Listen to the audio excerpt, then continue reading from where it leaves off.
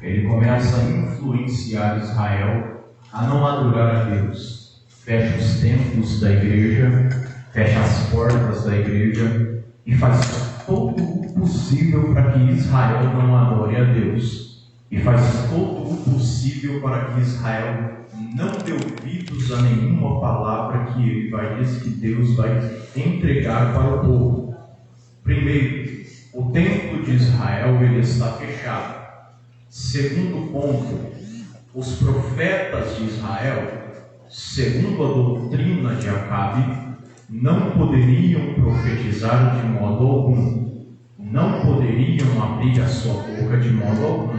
Por que, pregador? Porque no ponto de vista de Acabe, tudo aquilo que vinha de Deus influenciava o povo a não seguir as doutrinas, a não seguir tudo aquilo que Deus queria que o povo seguisse. Então se começou a oportunidade para matar todo profeta que estava surgindo dentro de Israel, a matar todas as pessoas que estavam surgindo dentro de Israel. Se levantava um profeta, Acabe junto com a sua mulher chamada Jezabel ia lá e mandava matar. Se levantasse um profeta que fosse falar o que Deus queria que ele falasse, Acabe e sua mulher logo se levantava e assim mandava matar quem estava pregando o que Deus está mandando, quem estava pregando o que Deus está dizendo. Mas por via das dúvidas, Deus então cria um plano B. Qual é o plano B, pregador? É para quando um plano dá errado para o homem,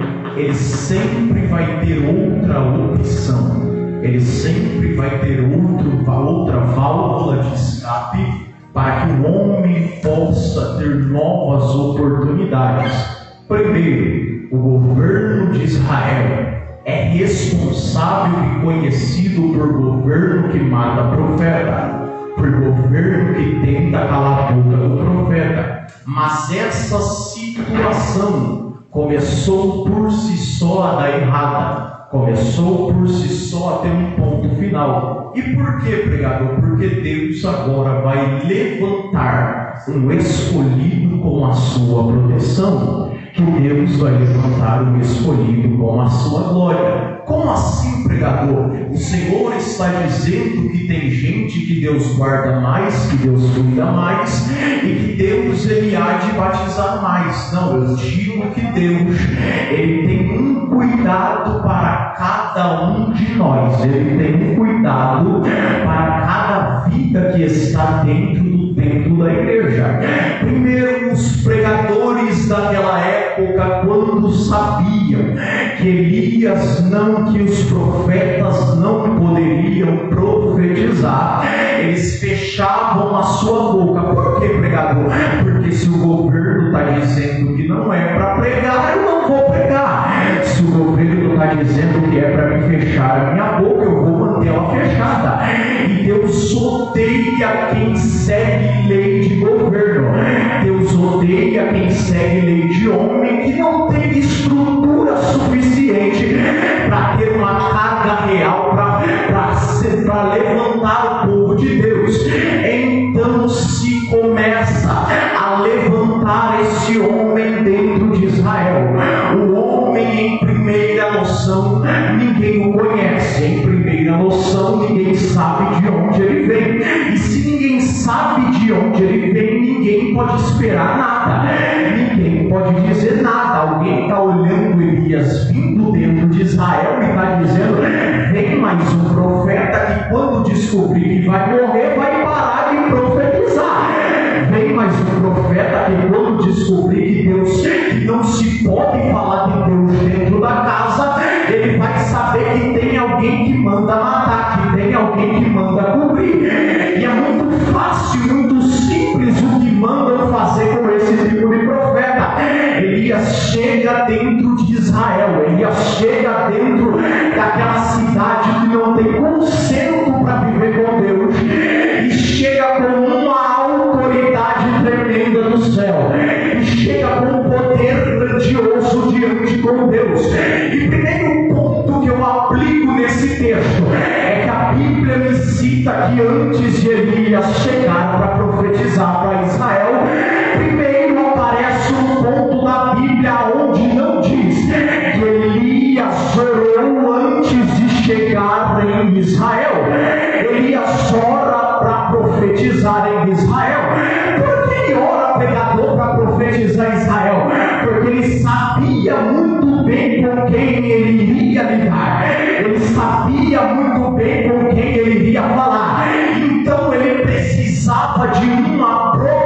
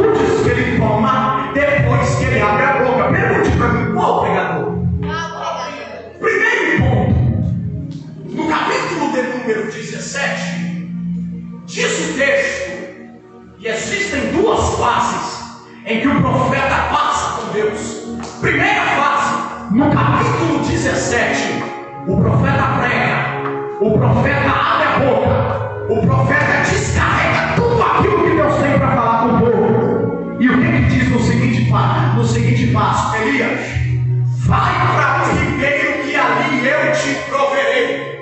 Esse é o primeiro passo. Agora as pessoas estão tão tementes de que Deus não tem palavra para mantê-las de pé, que tomam a segunda atitude de Elias, que depois que ele prega, não é Deus que esconde ele, é ele que vai se esconder, é ele que vai para o deserto.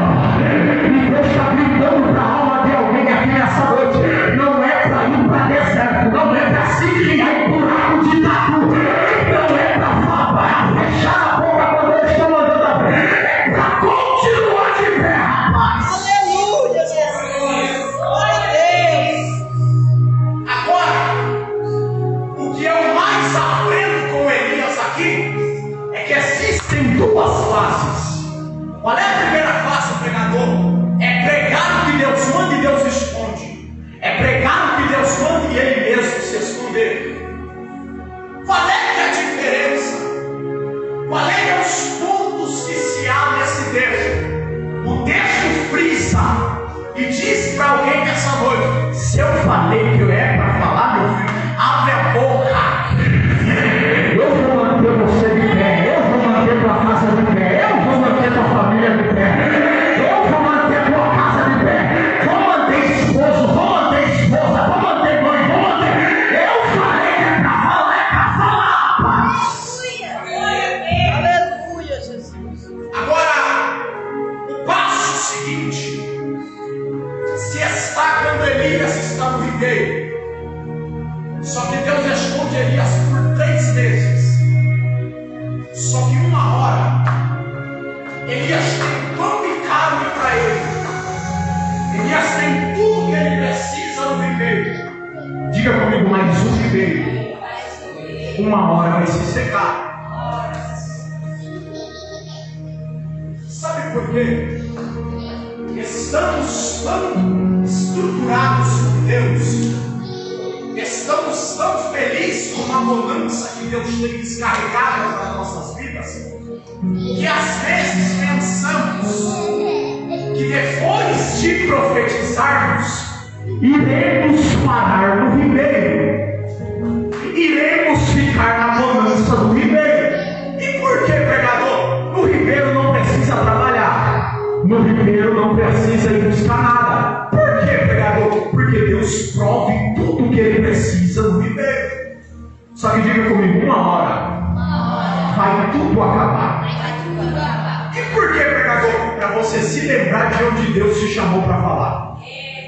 Aleluia, Jesus. Glória a Deus. Por que, pregador? O maior passo de um crente não é chegar na bonança de Deus e esquecer o propósito para o qual ele foi chamado.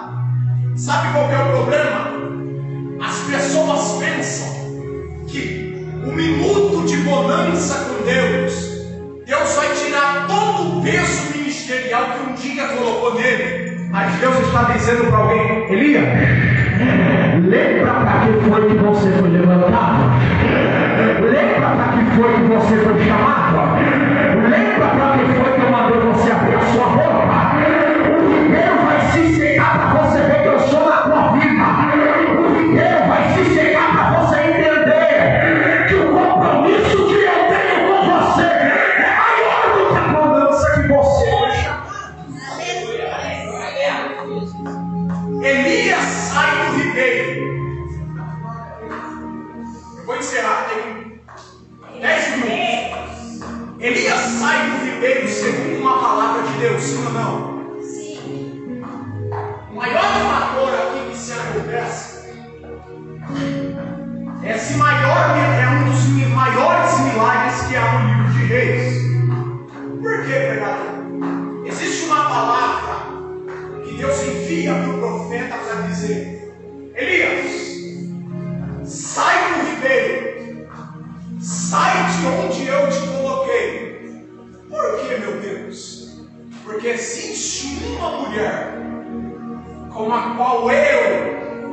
vou prover alimentos para você. Elias se levanta do ribeiro. Elias tem a atitude de se levantar daquele ribeiro. Porém, esse fato que acontece aqui no capítulo de número 17, ele mexeu comigo no culto de terça-feira e por isso Deus me trouxe uma palavra para entregar para a igreja. Você acredita que Deus fala com o profeta ainda? O maior passo que se abre nesse capítulo de número 17 se chama um milagre que Deus tem na vida de uma mulher. Um milagre que Deus tem na vida de uma pessoa. Esse passo se dá: Elias, eu provi para você uma comida que se está em outro ambiente, em outro lugar. Elias se movimenta. Elias vai ter a oportunidade de fazer o que Deus manda. Só que ele chega naquela casa, ele chega naquele bairro, ele primeiro é surpreso com as primeiras palavras da mulher. Por que, pregador? Ele chega dentro daquela cidade e se há um diálogo entre eles. Qual é o diálogo? Mulher, traga um copo de água para mim. Traga algo para mim que eu preciso me alimentar. Eu preciso matar a minha sede. O primeiro diálogo que Elias tem com ela vai corresponder com sim. E por que, pregador? Porque nunca se viu justo mendigar o pão e nem a sua descendência passar fome. Diz o texto que a mulher vai fazer o que Elias vai mandar. Mas você está vendo uma situação que ainda vai mexer com a mulher, com uma pergunta que Elias vai fazer. Pergunte para mim qual? Esse fator aqui se dá quando Elias olha para a mulher e diz: eu não quero só água, eu não quero só isso. E eu estou imaginando a mulher indagar e olhar para ela e dizer assim: tu quer mais o que, profeta? Tu quer que eu faça o quê? A resposta da mulher que ela se dá ao profeta se indica que ela tem uma preocupação dentro de casa. Se indica que depois que ela viu o profeta, existe uma preocupação que está dentro da tua casa. Só que quando o profeta adentra a falar com essa mulher, ele olha para a mulher e diz: prepara-se pão para mim, prepara aquilo que eu preciso me alimentar. Só que a mulher dá uma resposta. Olha a resposta, pregador. Eu só tenho uma botija de farinha e uma botija de azeite. Eu só tenho isso. Indica uma necessidade, indica uma precisão que se está vendo dentro de uma casa. O primeiro ponto que eu destaco se chama farinha, se chama aquilo que era preciso para fazer a maior receita e uma das maiores receitas típicas do mundo inteiro. Qual é a receita, pregador? A primeira receita se chama pão. Em Israel, em Belém, era onde se fabricava muitos pães por malhar trigo. Através disso, feito toda essa situação, a mulher está dizendo: eu só tenho pão para mim. E além do mais, o pouco de azeite que tem na botija é para mim e para o meu filho. Depois disso a gente morre. Depois disso a gente não tem para onde ir. E o primeiro ponto que eu destaco para a igreja do século 21 é o significado que tem dentro dos vasos. É o significado que tem dentro da casa da mulher. Os primeiros pontos a se destacar é que a mulher está passando uma precisão. A mulher está esperando a morte. Porém, Deus acaba de enviar o profeta. Deus acaba de mandar alguém que vai tirar toda aquela necessidade. Primeiro ponto, pregador: o pão naquela época simbolizava a palavra. O azeite naquela época simbolizava unção. Elias está olhando para a mulher e dizendo assim: prepara um pão para mim, que depois você faz para você. E a resposta é: eu só tenho para mim e depois eu vou morrer. E por que o pregador está destacando todos esses pontos?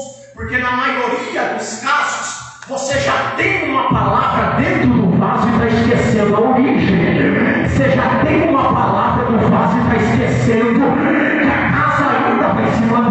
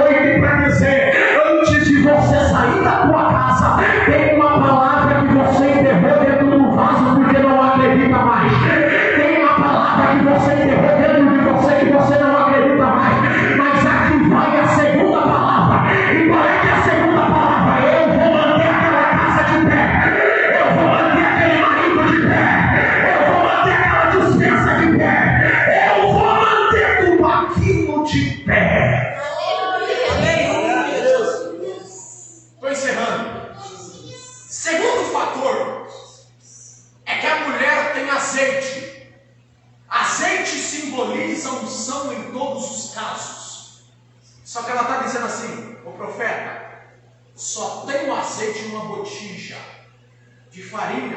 Só tem isso? Já é necessário. Por quê? Além de ter palavra, ainda tem unção. Além de ter palavra, meu Deus, ainda tem Deus na vida e tem unção para fazer e multiplicar o que se está dentro da casa.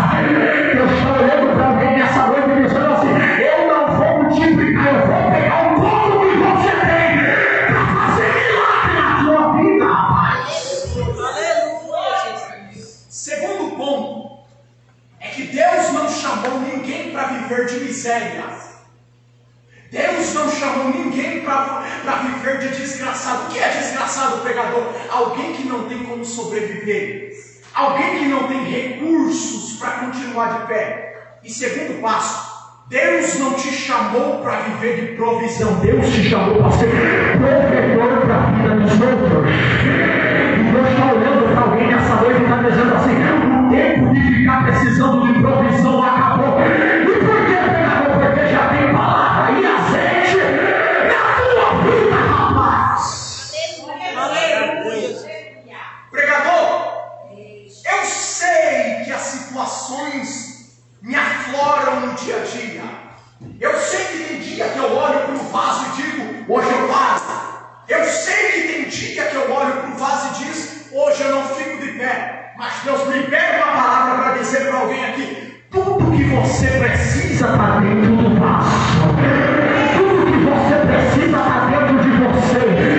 E como é que eu sei que a necessidade vai ser suprida? É quando a dificuldade chegar, a sua casa se manter de pé.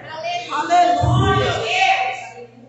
Só que Deus está liberando a palavra para você nessa noite.